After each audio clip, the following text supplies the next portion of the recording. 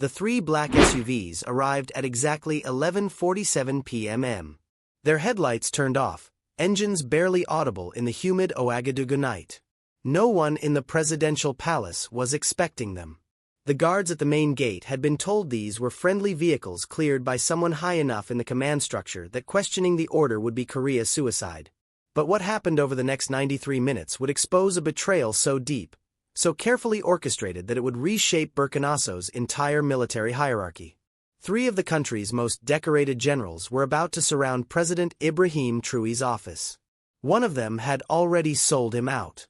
One of them would switch sides at the last moment, and one of them would not survive the night. The security cameras captured everything. But even now, months later, investigators still debate which general was the real traitor. Because in those 93 minutes, loyalty and betrayal switched places so many times that by dawn, no one was certain who had been fighting for whom. General Marcus Diabate was the first to step out of his vehicle. At 53, he commanded the Northern Military District, controlling nearly 4,000 troops. His uniform was immaculate despite the late hour, medals catching the moonlight as he checked his watch.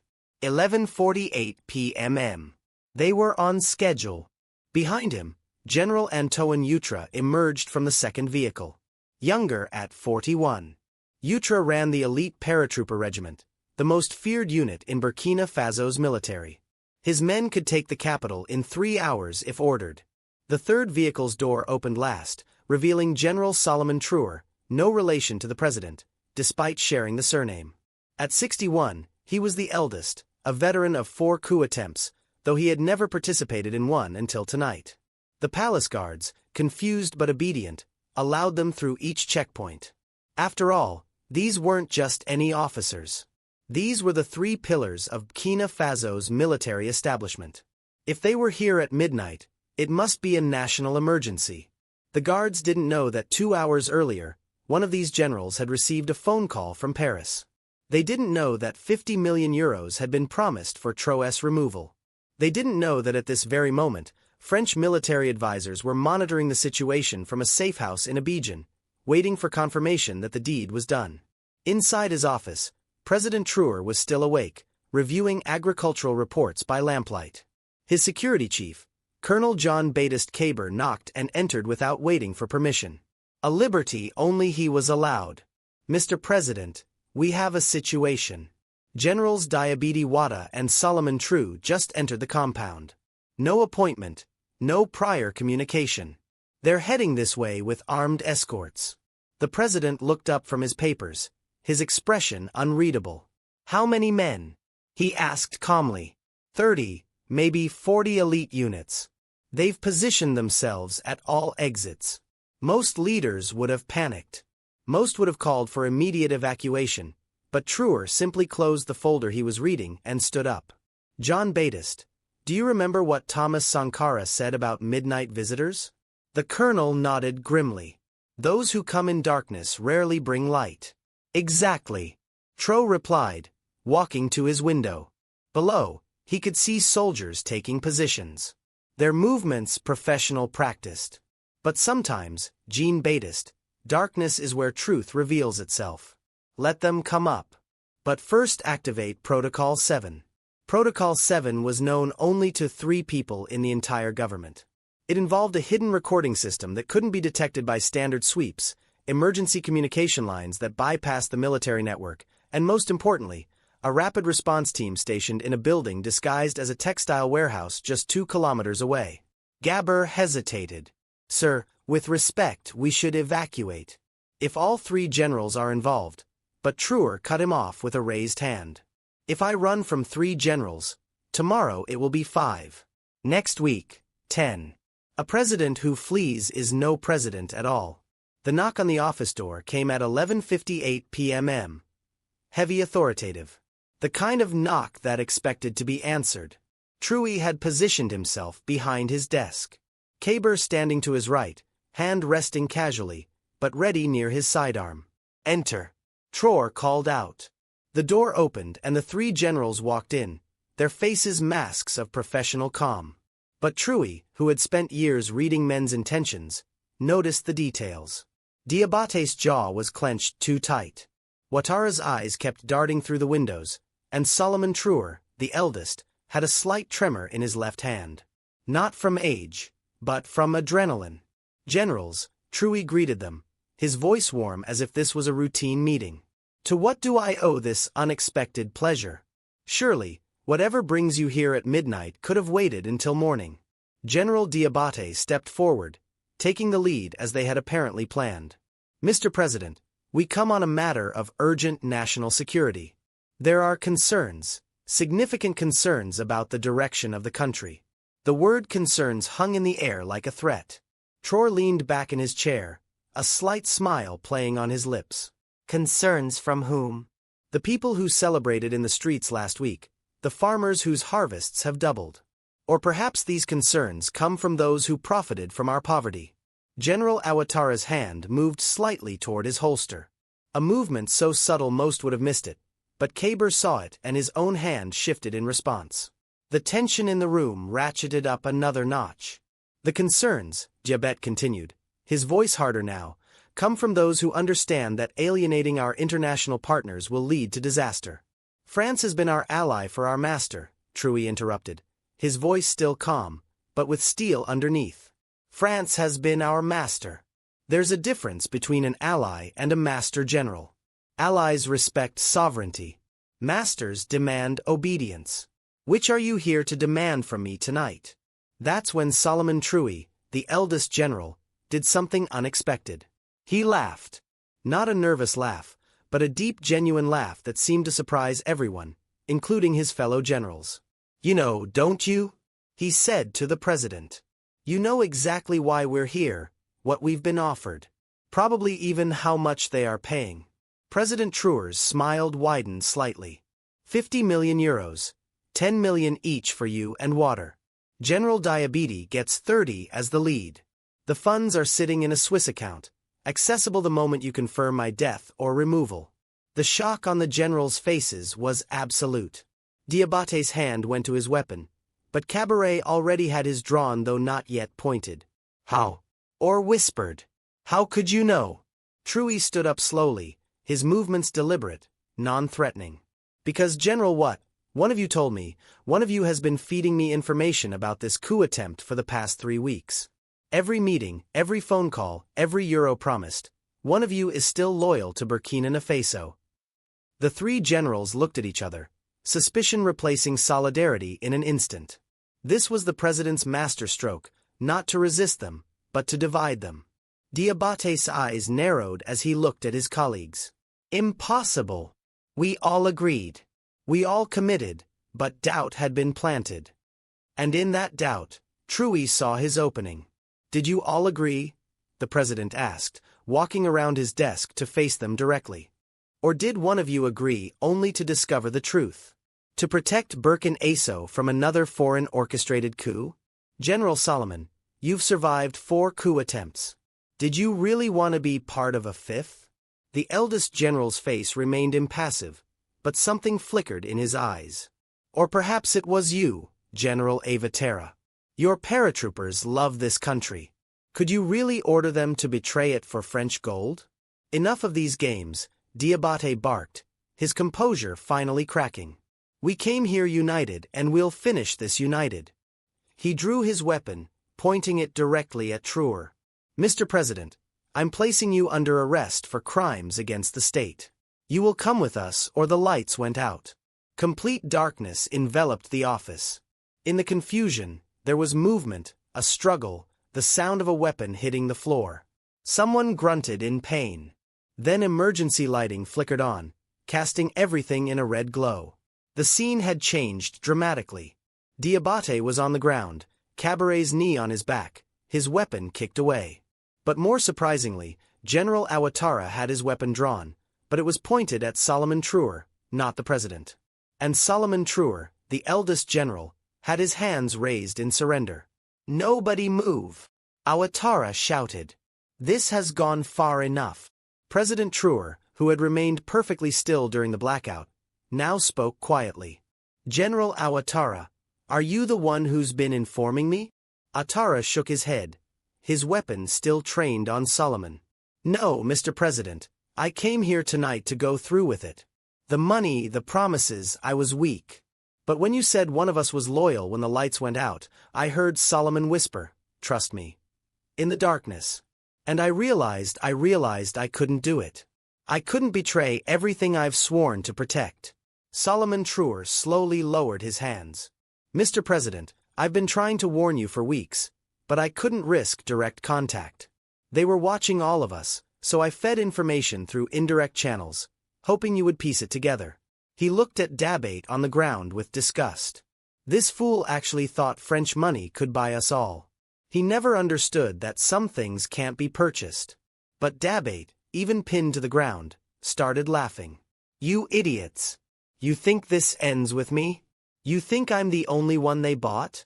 Check your phones. All of you. Despite the danger, Ouattara pulled out his phone with his free hand. His face went pale. The Northern District. Diabetes troops are mobilizing. They're heading to the capital. Solomon checked his device. The airport has been seized. No flights in or out. Kabor, still holding Diabate down, looked at his own phone. Multiple checkpoints report being overrun. This isn't just 3 generals. This is a full military operation. President Traoré walked to his window looking out at the compound where soldiers still held their positions. How many of those men down there are truly loyal? General Diabate. Diabate. His face pressed against the floor, managed to speak. Enough. More than enough.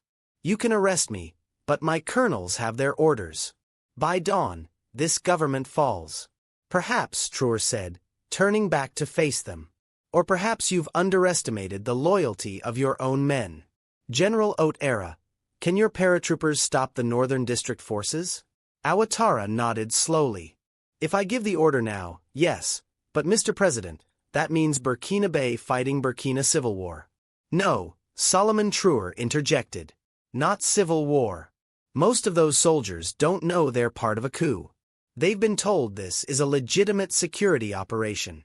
If we can expose the truth, he looked at the president, the recording system. You've been recording all of this. Traoré nodded. Every word, including General Diabate's confession about French money, including General Ouattara's change of heart, including your loyalty, General Solomon. Broadcast it. Solomon urged, send it to every military unit, every radio station, every phone in the country. Let the soldiers know they're being used by foreign powers. Let them decide where their loyalty lies. But Diabate wasn't finished. Even defeated, he had one more card to play. You broadcast that recording and France will consider it an act of aggression. They have assets in country. Special forces. They won't let their investment fail. The room fell silent. Everyone knew what he meant. French special forces operating from their base in Ivory Coast. Could be in Ouagadougou in hours. This could escalate from a coup to an international incident. President Traoré walked to his desk, picked up a satellite phone, and dialed a number from memory. The call connected immediately. President Goïta. Yes, it's happening now. Yes, just as we discussed. Thank you. He hung up and dialed another number. President Kai, the situation is active. Your support is appreciated. Yes, within the hour. A third call. President Ouattara confirmed. The alliance holds. When he finished, Traoré looked at the stunned generals. Mali, Guinea, and Central African Republic have just put their rapid reaction forces on alert. Any French military intervention will be met by a coordinated response. African solutions to African problems. Gentlemen. Diabetes confidence finally cracked completely. You knew everything from the beginning. Traoré nodded. 3 weeks ago when you first met with the French intermediary at the Grand Hotel.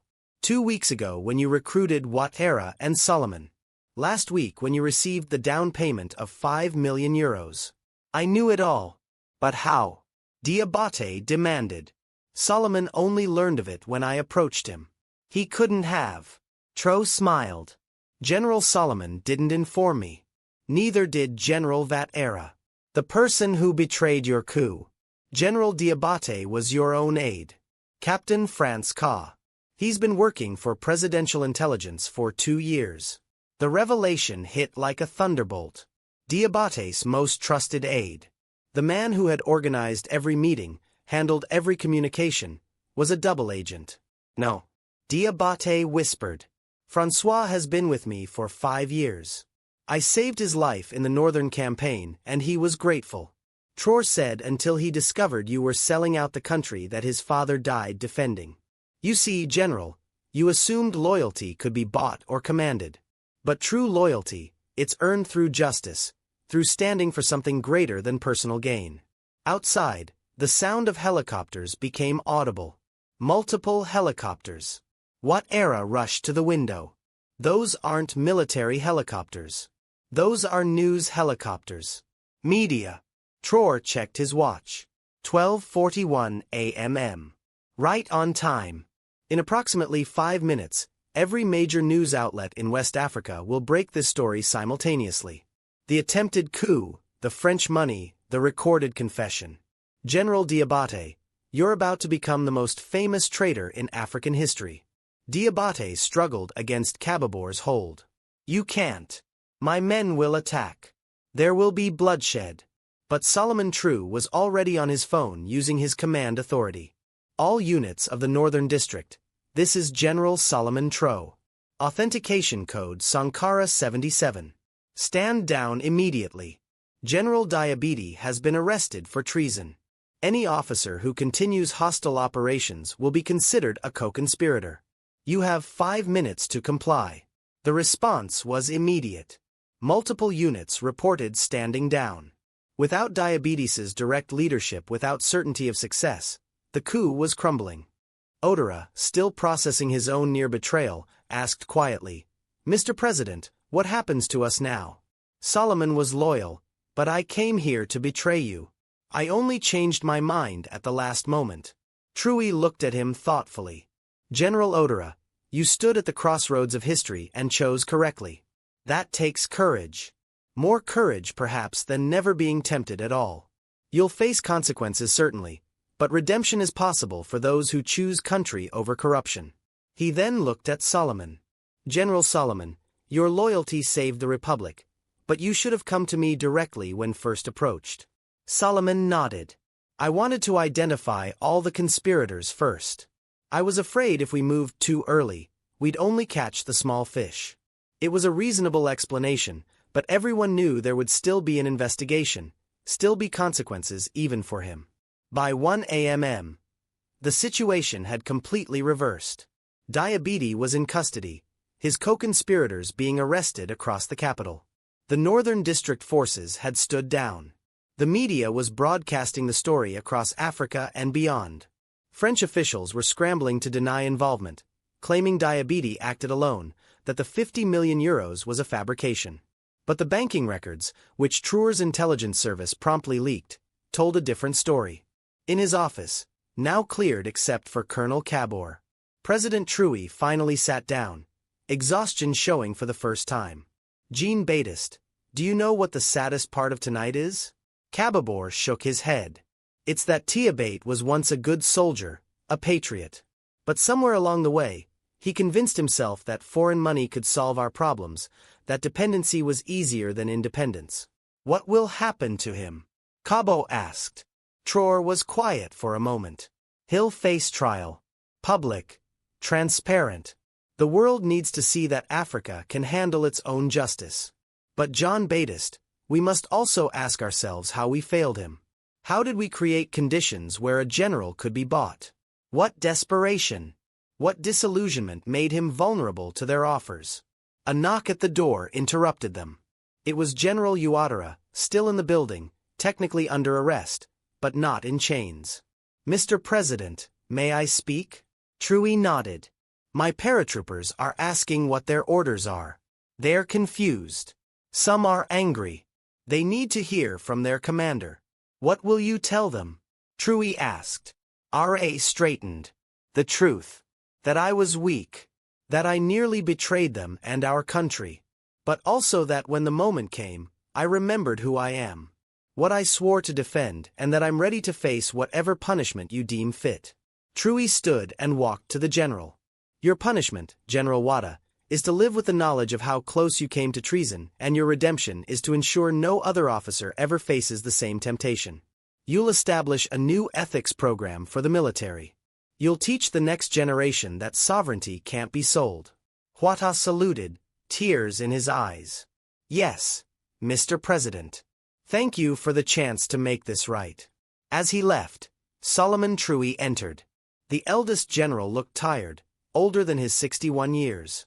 Mr. President, the situation is contained. All of Debate's network has been identified and detained. But we have a problem. The French embassy is requesting Debate's release. They're claiming diplomatic immunity, saying he was acting as their military attaché. Traoré actually laughed. Military attaché? He's a Burkina Bay general, not a French diplomat. Tell the embassy that General Diabete will receive a fair trial under Burkina Abbey law. If they have evidence to present in his defense, they're welcome to do so in open court. Solomon hesitated. Sir, they're threatening economic sanctions, withdrawal of all aid. General Solomon, Traoré replied, his voice firm. Every time we've accepted their aid, it came with chains. Every loan, every grant, every project had strings that pulled us back into dependency. Yes, sanctions will hurt. Yes, we'll struggle, but we'll struggle as free people, not as economic slaves. By 3 a.m., the crisis was officially over. The international community was watching. Some condemning the coup attempt, others questioning Traoré's methods. But across Africa, the response was different. Leaders who had faced similar pressures, similar attempts to undermine their sovereignty were calling to express support. The African Union announced it would investigate foreign interference in member states' internal affairs. In the weeks that followed, the trial of General Diabete became a sensation. The recordings from that night were played in court. Every word of betrayal and redemption laid bare. Diabete, faced with overwhelming evidence, finally confessed fully. He revealed not just the French connection, but a network of foreign interests that had been manipulating African militaries for decades. His testimony led to investigations in 7 other countries. General Ouattara, true to his word, established the most comprehensive military ethics program in African history. He would travel Tomies across the continent, telling his story of near betrayal and last-minute redemption, warning young officers about the seductive power of foreign money. His shame became his strength. His mistake became a teaching moment for thousands. General Solomon Traoré was quietly retired with full honors. His role in saving the Republic was acknowledged, but his failure to immediately report the coup couldn't be ignored. He accepted this with dignity, spending his retirement writing a book about military loyalty in post-colonial Africa, which would become required reading in defense colleges across the continent. As for Captain Francis Traoré, the aide who had truly infiltrated the coup from the beginning, he was promoted to major and given command of a new intelligence unit focused on preventing foreign interference. His identity as the real informant was kept secret for his protection, though rumors circulated for years about who had really saved the president that night. President Traoré himself emerged from the crisis stronger than before. The attempted coup, rather than weakening his government, had exposed the foreign hands trying to control Burkina Faso and rallied the people behind him. The phrase African solutions to African problems became more than a slogan. It became a governing principle. 6 months later, on the anniversary of the failed coup, Traoré gave a speech at the military academy. He stood before young cadets, future officers who would one day face their own tests of loyalty. That night he told them, 3 generals came to my office, 1 came to betray, 1 came confused, and 1 came loyal. But by dawn, we had 3 different men. 1 traitor exposed, 1 patriot redeemed, and 1 hero revealed. The lesson is this. It's never too late to choose correctly, but it's always better to never betray at all. He paused, looking at the eager young faces. You will be offered money, power, comfort by those who want to control our destiny. The price will seem small. Just compromise a little. Just bend a little. Just sell a little of your soul. But remember this, a nation's sovereignty is not for sale. Not for 50 million euros, not for 50 billion. It belongs to the people, held in trust by those of us privileged to serve. The cadets erupted in applause, but Traoré raised his hand for silence. One last thing that night, I knew they were coming. I knew their plans, their price, their foreign masters. I could have arrested them before they entered my office, but I wanted them to choose. I wanted to give them the chance to be heroes or villains by their own decision. Because that's what democracy is, the freedom to choose correctly and the consequences when we don't. Years later, historians would mark that night when 3 generals surrounded a president's office at midnight as the turning point in Burkina Faso's history. Not because a coup was prevented, but because it proved that African nations could confront and defeat foreign manipulation, not through violence, but through intelligence, unity, and the courage of individuals who, when tested, chose their country over foreign gold. The security footage from that night is now displayed in the Museum of Sovereignty in Ouagadougou. Visitors can watch the 93 minutes that changed a nation. They see 3 generals enter confident in their betrayal. They see the lights go out, and when the emergency lighting comes on, they see a different scene. A president standing tall, a traitor on the ground, and 2 generals discovering that loyalty, once lost, can sometimes be found again in the darkness. But perhaps the most powerful image is the last one, captured at 3:47 a.m. After everything was over. President Rao alone in his office, sitting at his desk, head bowed, not in defeat, but in exhaustion and perhaps prayer. Because even victories against betrayal come at a cost. Even successful leaders must carry the weight of knowing how close they came to losing everything. And even the strongest presidents must sometimes sit alone in the early morning hours, grateful that when darkness came to test them, they had enough light to see the truth.